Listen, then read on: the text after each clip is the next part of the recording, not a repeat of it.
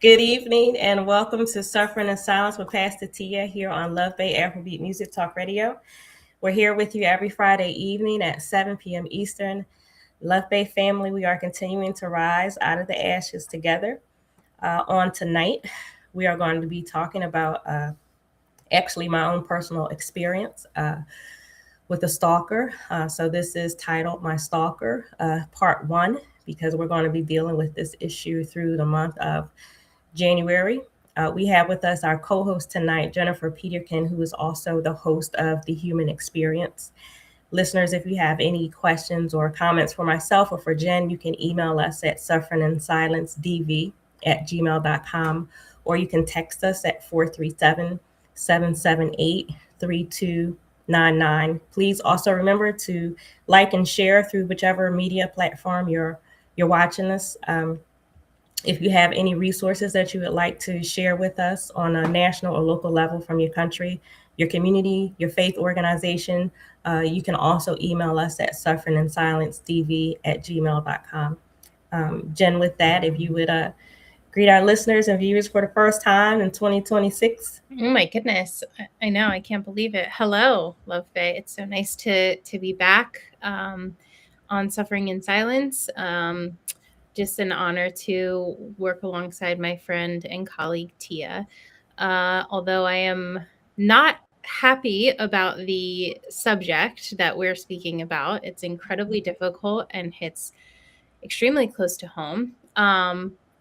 Because of what Tia's been walking through, I think it is absolutely important that we walk down this road. And I'm just so proud of Tia for being willing to stand up and tell this story. Thank you so much. So listeners, as usual, we want to start with sharing some resources, and then we will move right into our topic for tonight. We are still, as always, in a process of raising funds for our nonprofit, Rise Out of the Ashes, Inc. So if you would like to make a tax-deductible donation, if you would like to help us to help others, you can visit GoFundMe and find our nonprofit, Rise Out of the Ashes, Inc. to give that way. Or you can write to us. You can mail a check to P.O. Box 15, Drexel Hill, PA 19026. You can make that check out to Rise Out of the Ashes, Inc.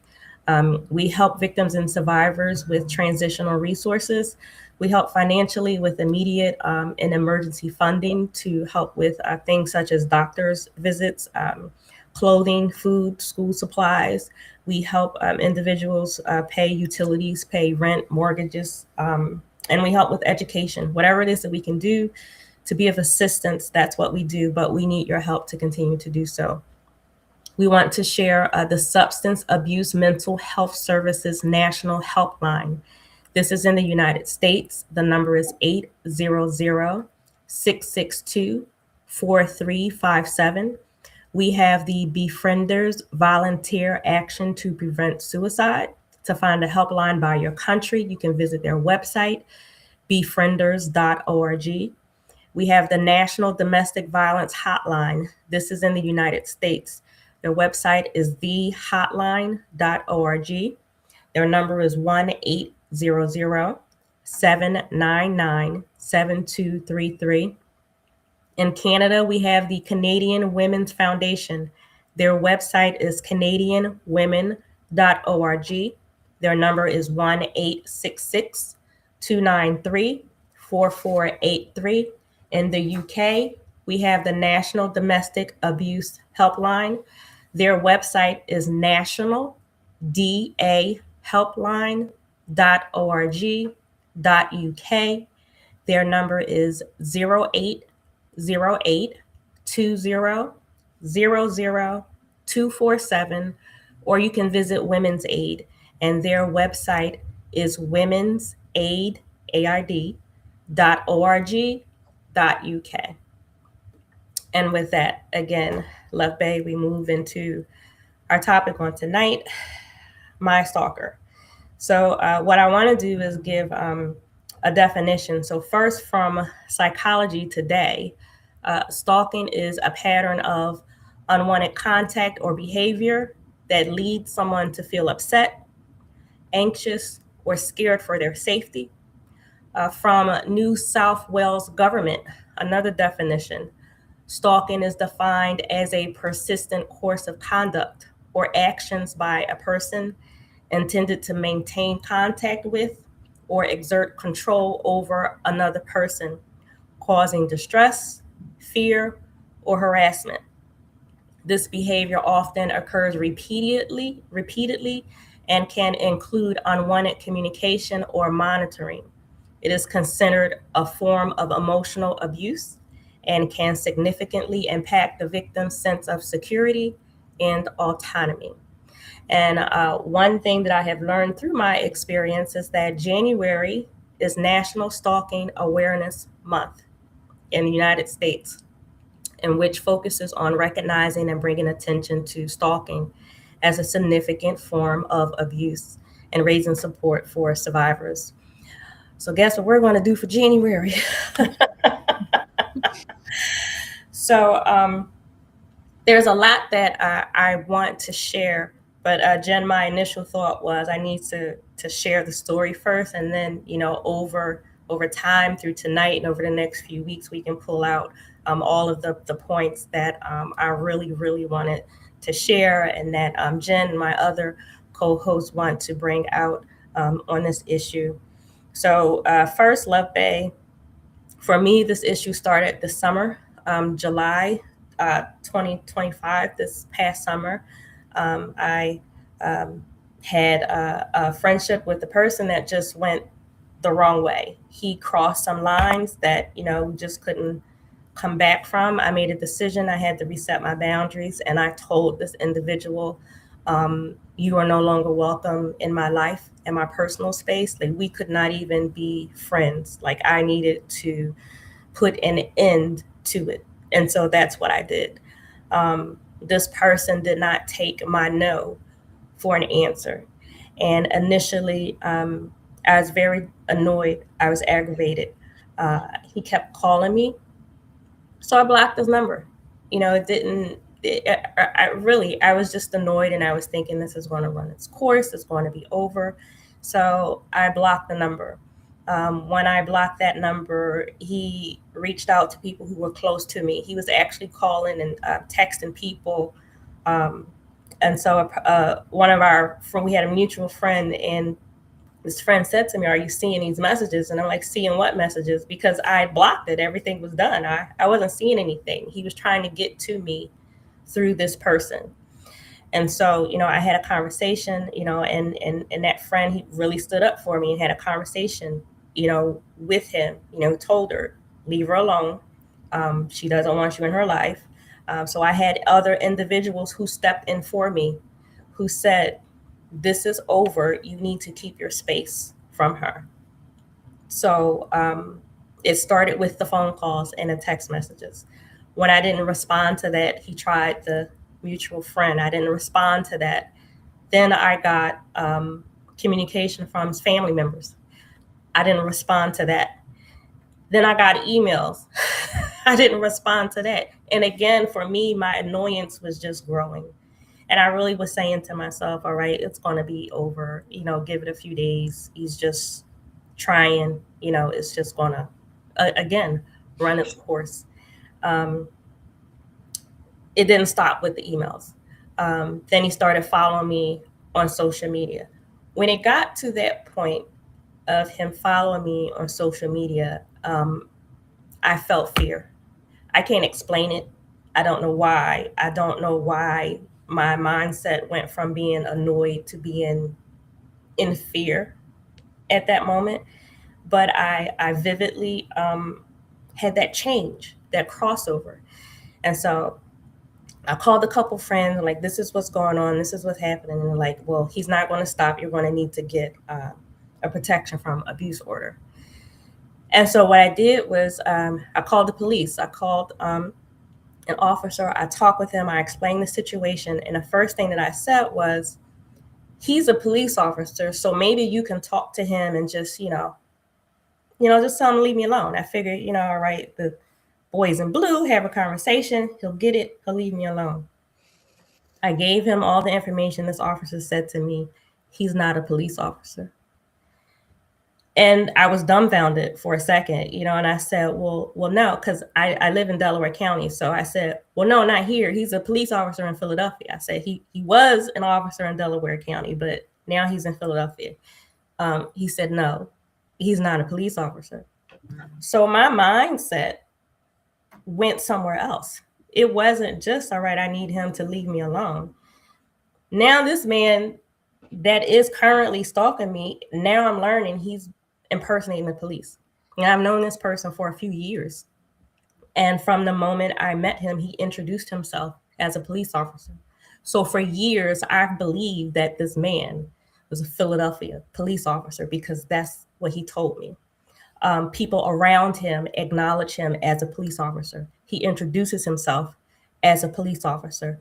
His family and friends, his church, they acknowledge him as an officer of the law. So for years, I believed he was an officer. So for this real officer to tell me, no, he's not a real officer, that really took me into another place. So from that moment, what that officer did was have a detective call him. He reached out to him. That detective told him, leave her alone, stay away from her, don't contact her, don't contact her friends, don't contact her through church, nothing, leave her alone. And I thought everything was good after that. Exactly 1 week later, he tried to contact me again. And so when that happened, that's when I went to court to get the protection from abuse order. So I got, first it was a temporary order. Then you have to go back a week later to sit before a judge again. And I got the final order, but that order is only for 6 months.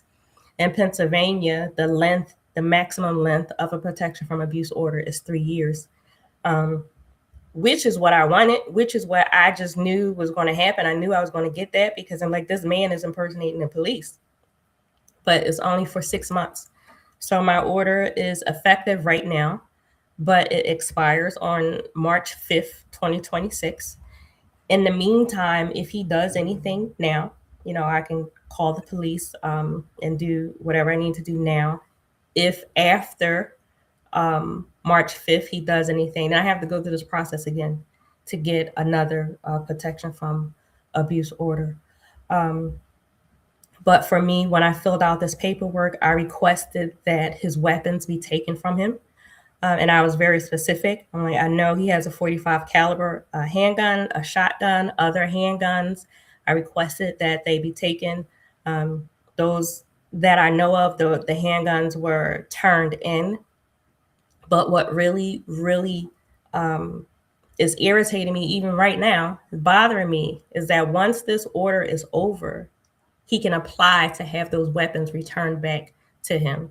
If he does, I won't know that he applied. And if they are returned, I won't know that they are returned.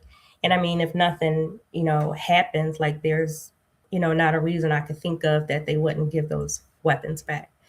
And so in my mind, I'm like, this man, he is impersonating the police. Why would you give him these weapons back? And so as I've been going through this process, just more information started coming out. Like the police told me he was stopped in 2022, some kind of, I don't know, a traffic violation. I don't know what it was, but he was pulled over for some reason. And fake lights were taken from him in 2022.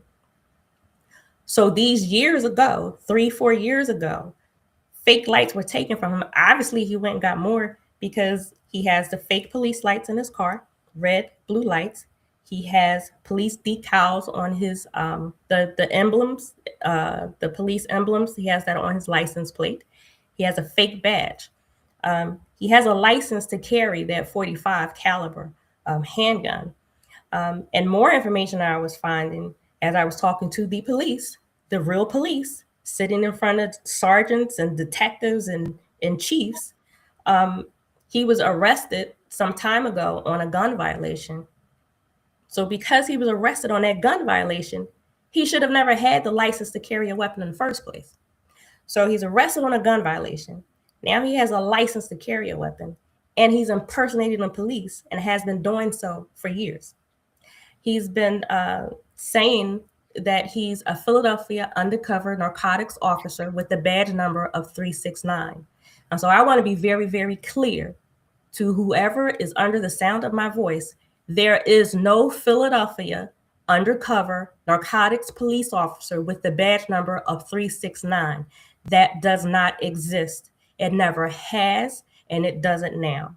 So, anyone who has come across that information, you need to do what you need to do to keep yourself and your family safe. Be aware. There is no Philadelphia undercover narcotics officer with the badge number 369. That is a lie. So that is what I am dealing with. It is very, very, I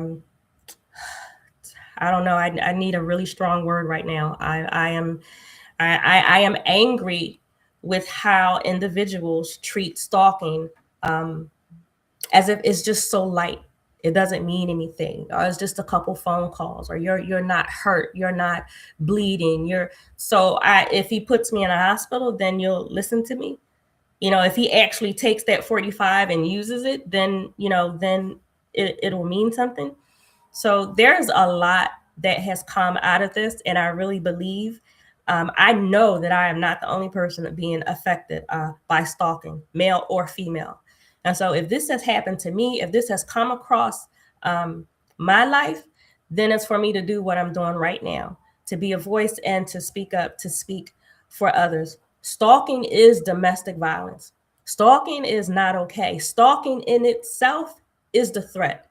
Because when I say no, that means no. When I say don't call me, don't come see me, don't come to my home, I want no contact, that is what it is. And I don't have to give you a reason. I don't have to make you feel good. I don't have to placate. I don't have to do that. I don't have to leave myself be less than to make you feel good. No.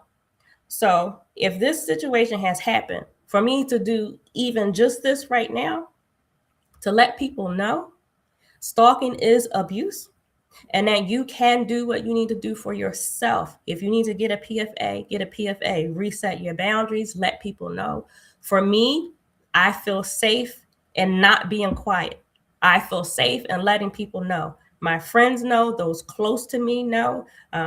Where I am, events that I go to, I'm speaking at an event next week. They already have this information. I've already sent my PFA order ahead of time. I've given them the information, his name, his contact, if he tries to show up in person or if he tries to join virtually. And for me, after March 5th, when this expires, I'm still going to give that information because I've been very, very clear. I do not want this person in my life in any kind of way whatsoever. So that's a precaution that I'm taking for myself. I believe in speaking up. I believe in saying so. And we'll get into it later. But for me, I wrote a letter to Congress because somebody had to make this make sense. Why does this man have a license to carry a firearm? Why is it not being taken away? Why did he have it in the first place? And he's not from the United States. So this person from another country has come over, was arrested. They showed me his mugshot. He was arrested on a gun violation and then given a license to carry a firearm, now impersonating a Philadelphia police officer. Now I have the protection from abuse order. Somebody make that make sense to me. I wrote a letter to Congress. I got responses. I had a meeting with Senator Tim Kearney. We'll talk about that. But I'm very, very serious about this, and not just for myself, but for other people. This is not okay. And this is not a Republican issue. This is not a Democratic issue. This is an issue about safety and well-being. Obviously, something is wrong with any person who could impersonate a police officer for years, carrying a loaded weapon, getting away with this. I mean, the paraphernalia, the fake badge, everything. Something with this person is mentally unstable to be able to do this and to do it for years, and yet legally he still has a license to carry a firearm. Nobody can make me understand that and accept that. So that is the basis of the story. what I am dealing with. And I hope and pray that me sharing my story, sharing my experience is helpful to somebody else. But if you're dealing with stalking, the same that you would do if you're dealing with physical, mental, and emotional domestic violence, you can still seek out the agencies. You can still seek out the counseling. One office can help you because stalking is abuse. And I think that's what people need to know, need to hear, and need to understand. Stalking is abuse. It's not cute. It's not funny. It's not gossip. You taking pictures of somebody and they don't know, and you just sending pictures around somebody, not answering your phone call. So you calling from a different number, you texting from a different number. That's not okay. That's not love. That's not being persistent because I care about you. That is stalking. It is what it is. A man can be a stalker, a woman can be a stalker. And we need to bring it to light, and we need to deal with that. And so that's what I'm putting my energy into for this month of January. And Jen, I know you have information to share or questions to ask or comments to make. So I'll stop there.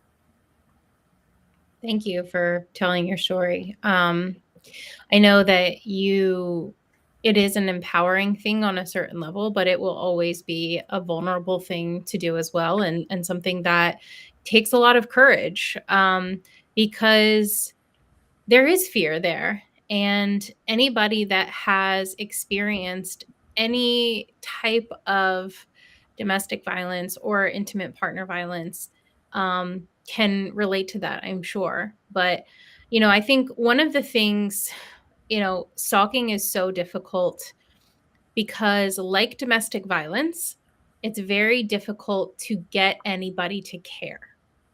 And Mm-hmm. that sounds like it shouldn't be the case. Like, if you told most people, like, "Hey, I'm being abused," or, "Hey, I'm being stalked," you would, on the outside, you'd think that the first reaction would be like, "Oh my goodness, that's terrible. What can we do?" But the reality of it is that most people don't want to be involved. And the threshold for what is able to be characterized as domestic violence and stalking within a court of law is way too high, unfortunately. So, look, I am absolutely for due process and, innocent until proven guilty. But there is a there is a permeation going around that, and that has always existed, wherein victims are just not believed. Mm-hmm. Unfortunately, most victims of domestic violence and stalking are women. And I am not saying it doesn't happen to men. We know that it does, and that is not okay. I think, though, that one of the reasons that there is so little being done to quell these numbers and these statistics is because it is predominantly a women's issue. Um, Stalking laws, there are laws on the books in all 50 states for stalking. However, they vary from state to state. So you can't necessarily count on, getting something done based on your situation. Cyber stalking in particular is incredibly difficult because laws have not been updated based on our current technological capabilities. And so you want to feel empowered as a victim to say, I'm going to stand up for this. I am going to put a stop to this. I'm going to say no. And I'm going to do the hard thing and go make that report to the police, go file for that PFA. Because make no mistake, that is not an easy process. And Tia, I know you can speak to this very personally. Mm-hmm. And I know dozens of other women as you do who can also speak to this, and how re-traumatizing and re-victimizing it is to try to do this the right way through the legal system that has no real interest in making this right. And so, Tia, I know you went to the police and you were told by people in law enforcement, by people in politics, that yes, what he's doing is illegal, but no, we're not going to arrest him. So, even when you have proof of something, even when you have everything that you're supposed to have to make this better, it still doesn't change the fact that they're not willing to do anything about it. And so, unfortunately, what happens is that these people become statistics. There is a consistent and constant escalation with domestic violence and with stalking. Um, Many people are stalked for years. And so, think of yourself in limbo, right? It's very difficult to live in limbo when you're not sure where you stand in your life. And that can be from a multitude of factors. But so I think people can relate to that feeling of living in limbo. But when you're living in limbo because you're not sure if somebody is looking over your shoulder and you're in fear for your life, because again, make no mistake, just because you haven't been attacked yet physically doesn't mean that you don't fear for your life. And it shouldn't have to get to the point where you have a knife pulled on you or a gun pulled on you or you are harmed in any physical way before someone will take you seriously. There are patterns of behavior that are proven to be repetitive and escalatory in the way that they work. We know what's coming, right? Like, this isn't new. This has been happening for decades. We have statistics on this. We have information on this. We know how this works. This does not just go away. This doesn't get better. So, either someone is stalked long term for years and years, a stalker finds a new fixation, or someone dies, and that's how it ends. So, where is the justice in any of that?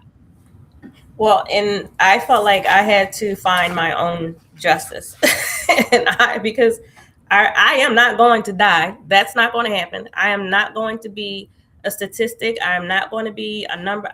I'm not. That is not going to be me. I refuse to have this interrupt or end or taint my life that way. No. So again, if this happened to me just so I could be in this spot to raise my voice and do what I'm doing, then absolutely. Because it to go through the court, to file the PFA, the first day that I went, I'm sitting in front of the judge and he asked me if I felt threatened. He gave me a list and he said, "Well, anything that you're going through, is it on this paper?" It's like, "What do you mean?" And he was thinking, he was like, "Well, maybe I should send you over to the civil court." And I'm sitting there like, "You have got to be kidding me." But he granted the temporary order.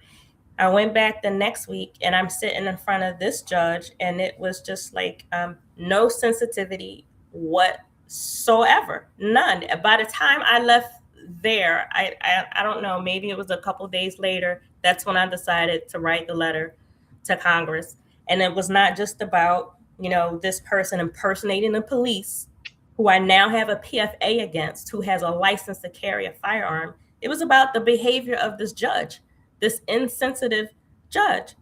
Uh, and I'm like, I was just thrown. I really was. And I sent this letter. Let me go through my list because I copied a million people. The state of Pennsylvania is well aware of this case. I, I sent a letter to Congresswoman Mary Gay Scanlon. I sent it to Frank Donnelly, the special assistant chief of staff to the governor. Um, Senator Tim Kearney, his chief of staff, Sarah McCullough, Captain Gerard McShay of the Pennsylvania State Police, um, Bridget O'Brien, the staff assistant to the Congresswoman. I sent it to the mayor of Philadelphia, Sherelle Parker, because I figured she would want to know that somebody is impersonating one of her police officers. The governor of Pennsylvania, Josh Shapiro, and David Sunday, the attorney general of Pennsylvania. And the responses that I got a response from the congresswoman and I got a response from the attorney general to tell me how seriously they take crime, to tell me how the laws of dealing with guns need to change, need to be better, but it's out of their jurisdiction. I have been in contact with 4 police departments to get the answer. This is out of my jurisdiction. Um, I spoke to, I think the last person that I spoke to was Sheriff Kamara, who told me that his rights could not uh, be violated because I said, well, why is he not arrested? Because this man is impersonating the police, and the law, as it says, Section 49:12, impersonating a public servant. A person commits a misdemeanor of the second degree if he falsely pretends to hold a position in a public service with intent to induce another to submit to such pretended official authority or otherwise to act in reliance upon that pretense to his prejudice. Cross references, Section 49:12 is referred to in Section 6105 of this title, Section 5552 of Title 42, Judiciary and Judicial Procedure. To say that you are a police officer is illegal. And we're not talking about a costume, we're not talking about Halloween. And it's not just me, there are others who are willing, who have come forward to make statements that he is impersonating the police. So all of this to me, it's like it went beyond the stalking. It's another case of, to me, the perpetrator is being protected, the perpetrator is being empowered, the perpetrator is being allowed to do what he does. And then what? You look at the victim and you get to the point and you say, why didn't you say anything? Why didn't you come forward? Well, look at this. Look at all that I have done, all that I have been through. And I'm being told this man has rights as he is currently impersonating the police. Mhm. Make that make sense to me. But I refuse to take that. I refuse. So I have done everything that I felt that I need to do for myself, which is be vocal, which is write my letter, which is speak. I had the meeting with Senator Kearney, and what baffles me is that each person, the police, a politician, um, in a church, just your normal average adult, first thing that came out, words from their mouth, this is illegal. Okay, so now why is something not being done about it? This is illegal, but you're going to give him a 45 caliber weapon back in a few months? You're going to give him a shotgun or just allow him to keep that license for him to be able to go and get more weapons? And I'm not an idiot. I know anybody, if you want to break the law, you're going to break the law. If you want to have weapons, you're going to have weapons. But don't help him. Don't make it legal.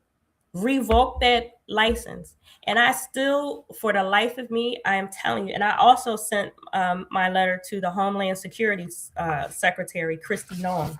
So the United States is now informed because I just, Jen, I am just so positive. I can't go to China and pretend that I'm one of their law officials and just go in and out of their country anytime that I want. I Mhm. know I cannot go into Russia. I can't go to Australia. I know I cannot go into England, pretend to be an officer of the law of their country, go in and out of their country whenever I feel like it on that lie. I've watched this man lie to airport security. I watched him move through customs because he told these people he was a police officer and they let him go through customs. And they let me go too because I was with him, actually believing that he is a real officer. And nobody is taking accountability for that. TSA, they know about it. I informed TSA. They said it's not in my jurisdiction. Okay, so when does it become a part of someone's jurisdiction to stop someone from impersonating a police officer who has already shown that he is mentally unstable to me just to do that and has been doing it for years. But now I have this protection from abuse order. So he used that lie to get to this moment where we are now. I have the protection from abuse order. What else is it that you want to happen? What do you need to happen? Because I'm not going to be in somebody's newspaper. I'm not. I have had officers, high ranking officers, tell me, carry your weapon with you. That didn't make me feel good Right. because I know good and well I am not going to be able to stand in front of a judge if I see this man in the street, if anything happens and I pull my weapon and I use it. I am not going to be able to stand in front of a judge and say, that sergeant, that chief, that officer told me to carry my weapon. And so that's why I used it. No. How about you do your job? How about you make sure that he is no longer impersonating the police? At the very least, how about you take those lights from him out of his car? Take the decals off his license plate. How about you take that fake badge from him? How about that? Go do that instead of telling me to carry a weapon, which is not the answer. Because again, if I carry a weapon and use it, I'm not going to be able to say that chief, that sergeant told me to do it. Mm. What kind of answer is that? So for me, I feel like if this happened with me, my life, it happened for a reason for me to do exactly what I am doing right now. And I want to say again, Love Bay, there is no Philadelphia undercover narcotics officer with a badge number of 369. That is a lie.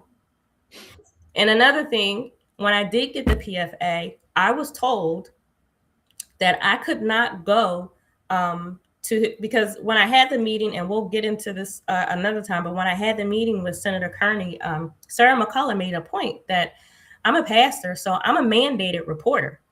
But I was told that I cannot go to his church home. I cannot go to his friends. I cannot go to his family, his circle. I could not tell anybody about the PFA.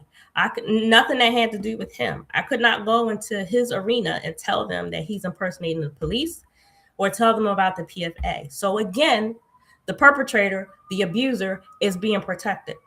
All I could do was in my circle let my friends know, let my area know, let my support know what's going on.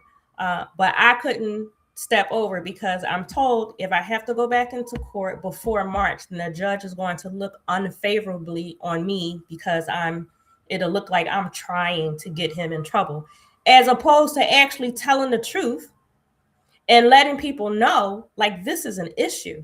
This is a public safety issue. This is no longer the moment I was told he's impersonating the police. That was no longer just stalking. That was no longer just me and him. That automatically, to me, in my mind, became a public safety issue.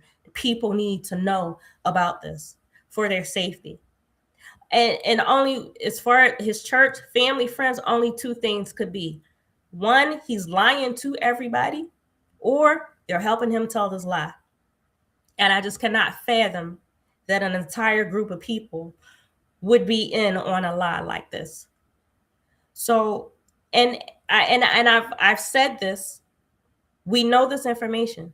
So who is going to his circle? Who is going to those people who believe this lie? Who is going to tell them? Which one of these police departments? Which politician? Which who with authority is going to inform the public on that side, wherever he is, to let them know this is what's happening? Because I can't do it because I'm under restraints. This is people's lives. It's not a game. And I'm not going to be played with like this. And I don't know why this person tried me. I really don't. I don't know what he thought was going to happen. I don't know. But Jen, you want to jump in there? Yeah, I mean, it makes me crazy. So I can only imagine how you feel. I have a little bit of experience with this, but it was not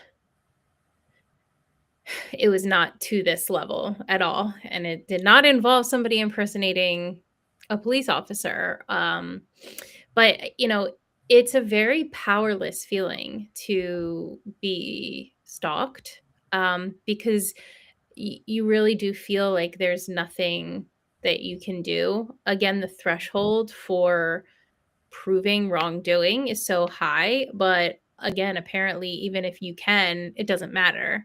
And I just don't understand why it's out of everyone's jurisdiction. Like, that doesn't make sense. Um, I don't understand why. I mean, I kind of do, but that's I won't get on my soapbox for now. Um, I just think that we have to be really diligent in the community of people that are working for victims of domestic violence, and we need to continue to grow this community, because it's something that I realize, unless you are in this sphere of advocacy, like, you really don't hear about domestic violence. And I feel like I am a broken record. I feel like I'm repeating myself all of the time. But I also realize in doing that, like, people are surprised every time. And so, there is such a lack of education around any sort of domestic violence, but of course, stalking is included in that. Mhm. Um, and I think what we as a society need to be able to do is to,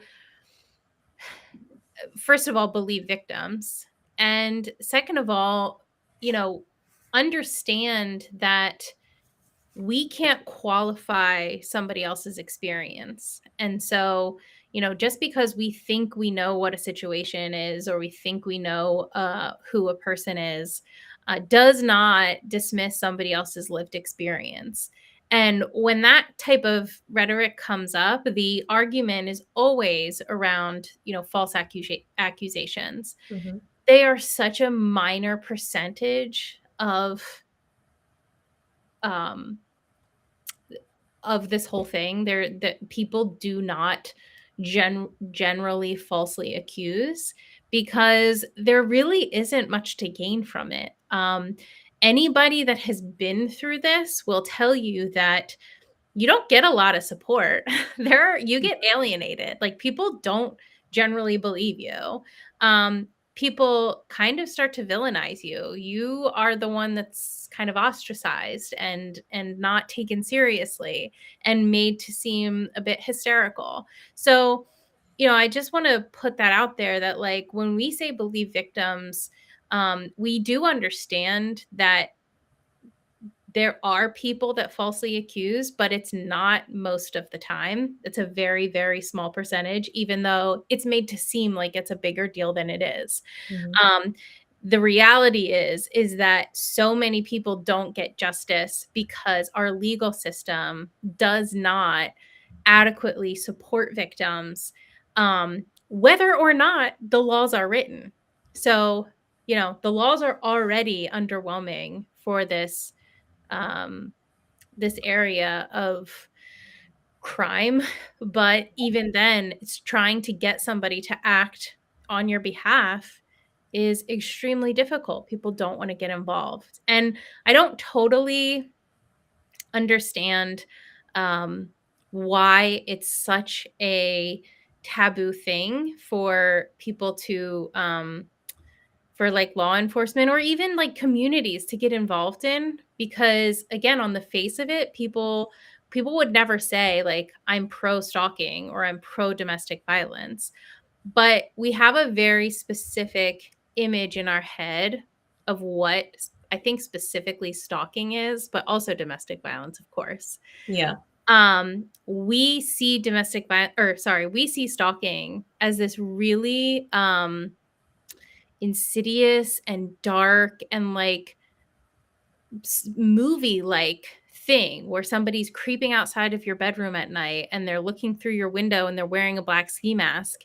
And maybe that happens. I'm sure it's happened to somebody, but the reality is that most of the time people are stalked by somebody they know. um 40% of the time it's by a current or former intimate partner. And so people have this idea of what it's supposed to be and who are supposed to be stalkers, and we think we would just be able to pick these people out off of the street, and the reality is that is not the reality at all. Hmm. It can be anybody, and it can be somebody that you think you know it like really well. It can be your best friend. It can be somebody who has a lot of power and control in their sphere of influence. And I would actually even go so far as to say they're probably more likely, because people that are attracted to power and control Mhm. are attracted to these types of behaviors. They're more inclined to behave like this. So I think that one of the things that we have to do is remain diligent in understanding that we don't our pictures in our heads aren't the full picture, and they can't um be what we think of anytime somebody says I'm going through this right now. We Our first thought can't be, well, she's crazy, or she's overreacting, or she it's not as bad as she says it is. Right. I mean, even like the flyer that was done for tonight, is that stalking? Yes. Okay, so you have the hood, the mask, the flashlight, the creeping around the house. Yes, that's stalking. Okay, but if you call me and I say don't call me again, and you call me again that second time, that's stalking. Yeah. And if you It's call my mom because you wanted to know where I am, but yes, my mom doesn't pick up, so you call my best friend and you try to get her to tell you where I am, that's stalking. absolutely. It's not fun. It's not a game, and it's just taken as a joke. Too many people feel as though that they have access to other people's lives. I don't have to answer my phone when you call. I Mhm. don't have to respond to a text message immediately when you send it. I don't have to do anything that I don't want to do. And I don't know why another person feels like um, I have that right to you. I have access to you. Well, no, you don't. Mhm. And even if it was true in one moment, even if I would have returned your call at one point, if I would have returned a text message within a few minutes, if I change my mind, I change my mind. Yeah. If I don't want that contact, or if I need that contact to change, if I change my boundaries, I have every right to make that decision. We take stalking lightly, just like abuse is taken lightly. Unless you see somebody in a hospital bleeding, then was it really domestic violence? Well, yes, it is. Mhm. Because you didn't leave any marks? Yes, it is. Well, because you didn't kick my front door in, but you tried to track me through social media, that is stalking. And so we need to understand what it is. We need to stop playing games. It is not cute. If I ask you out on a date and you say no, then it's no. Continuing to chase a person, that's not okay. It's we really have to come out of the movies. And it happens more often than we think. 1 in 3 women are stalked. The number for men, it's 1 in 6 men. And so it's we need to tell the truth about it, but we try to make it sound um, acceptable. Well, he was just Romantic. yeah, he was persistent. Mhm. No, he was stalking. I said no. Okay, and if I said no more than once, that's a problem. But definitely if I've said no more than 2 or 3 times, okay? And if you've called me 2 times and I don't like it, that's stalking. If you've called me 50 times, that's stalking. It doesn't have to be my phone rang 1,000 times. Why do I have to get to that point to prove I don't want this contact? I Mhm. don't want this communication. I don't have to let it pile up to where I filed hundreds of police reports before something is done. Yeah. No, one time is enough. And Yeah. so we really need um, to take the gloves off and just deal with it, which I have purpose to do because I have not experienced this for no reason. Mm. So this is the deal. This is the truth of the matter. This is what it is. I will continue to do my best in advocating as I can. But again, Love Bay, there is no Philadelphia undercover narcotics officer with the badge number of 369. That is a lie. That is not okay.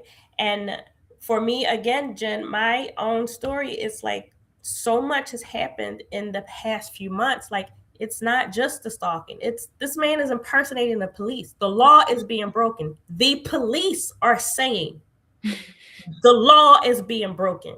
Yeah. Okay. So do something about it. Do something. And I'm in a position where I try to encourage individuals, call the police if you need them.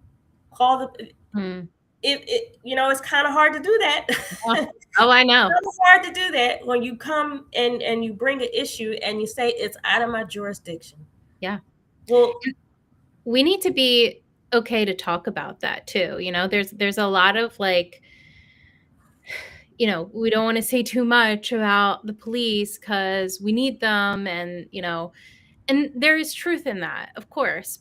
But we need to be able to stand up and say, like, you're not doing the right thing. You're either not educated enough about this or you don't care. And unfortunately, you've experienced it. I've experienced it as well.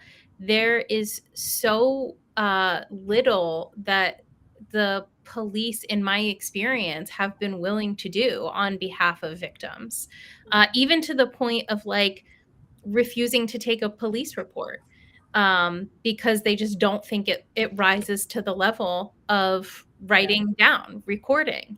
And then at the same time, when you go again to say, hey, this is happening again, they're like, well, you filed a police report before? I've tried.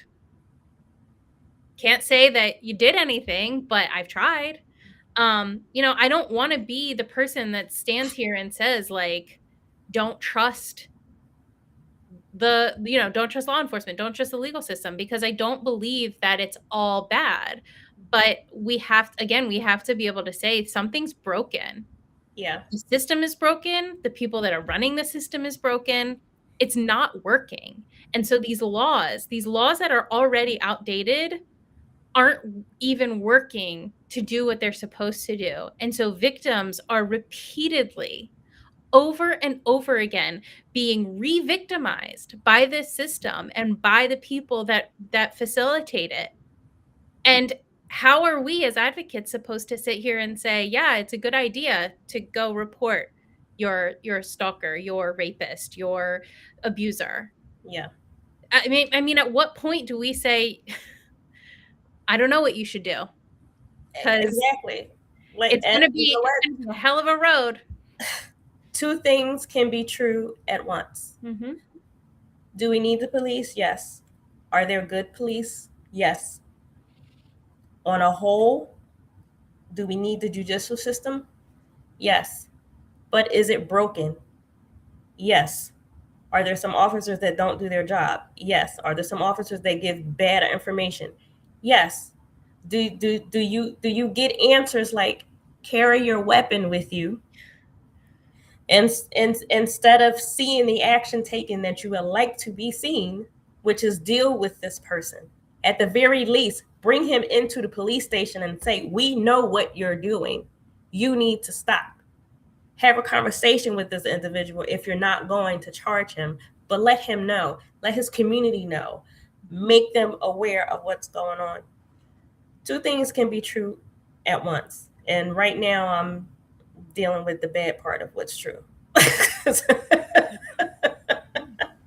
It makes me so sad because I want to be able to trust that if I tell somebody, these are the steps you should take to, you know, get to safety, get what you need, get justice. I want to be able to trust that that's going to happen.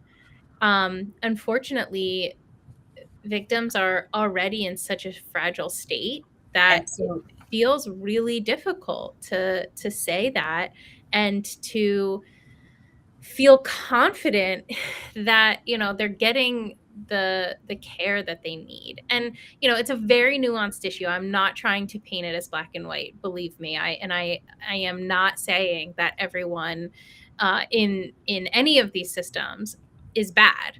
I think that there are wonderful people trying to do great things. Unfortunately, the bad has a longer lasting effect Yeah. than the good. Yeah.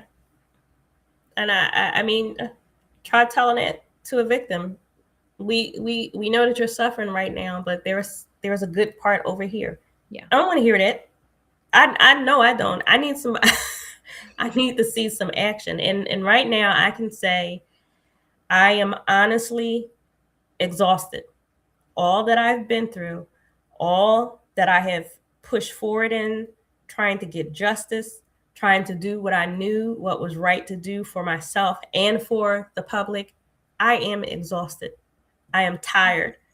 I'm glad that I did everything that I did. And Love Bay, as I said, the rest of January, we're going to deal with this. We will talk about it more. We will share more. But I'm tired. If I'm tired, then I know that there are others that are tired. You shouldn't be victimized and then have to fight this hard. It shouldn't be. It shouldn't be this way. Mm-hmm. Again, two things can be true at the same time. Yeah. Don't mean to feel good, and it doesn't make it okay. So, as we leave tonight, I want to leave again with the definitions of stalking. I definitely want to say again, Love Bay, there is no Philadelphia undercover narcotics officer with the badge number of 369. There never was, and there is not now. But the definitions of stalking, I want to leave you with again from Psychology Today. Stalking is a pattern of unwanted contact or behavior that leads someone to feel upset, anxious, or scared for their safety. From New South Wales government, stalking is defined as a persistent course of conduct or actions by a person intended to maintain contact with or exert control over another person, causing distress, fear, or harassment. This behavior often occurs repeatedly and can include unwanted communication or monitoring.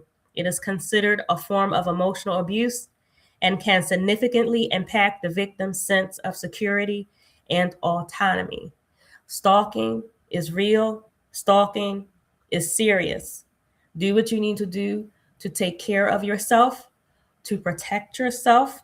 The same agencies that we recommend for domestic violence are the same agencies that can help you with stalking issues. Stalking is domestic violence. Stalking is abuse. And we're going to, again, cover this issue for the rest of January. January is Stalking Awareness Month.